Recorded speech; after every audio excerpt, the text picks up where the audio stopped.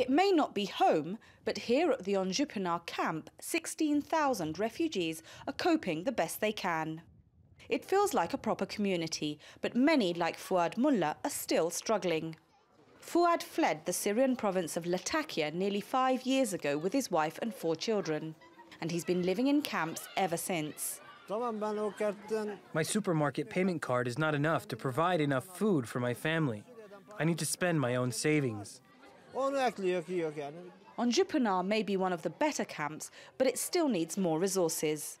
Officials here say with adequate EU funding, ongoing problems such as water shortages could be tackled. But some doubt they will ever see the money. I don't think all of this amount will be given to Turkey. Turkey has spent way more than $3 billion on refugees, and I don't think it will stop its aid, even if they don't give the money. I think there's a lack of trust between the EU and Turkey. The European Commission has denied the allegations that it's not sticking to the deal.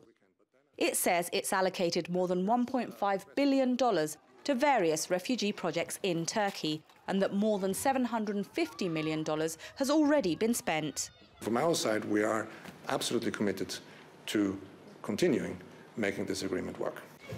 Onjupınar is one of 27 camps in Turkey, housing more than 250,000 refugees. They're all funded by the government, but they're expensive to run. Each of these 3,000 containers is home to about 15 people, and the electricity bill alone comes to more than $250,000 every month. Many of these containers are around 5 years old now, and they're starting to show signs of wear and tear. If Turkey were to receive the money that the EU has promised it, they could be replaced by more permanent 2-story buildings like these. Those living outside the camps need to be trained if they're to find decent jobs. The EU says it's paid tens of millions of dollars directly into projects that fund educational programmes. But many Syrians still rely on help from charities and local authorities.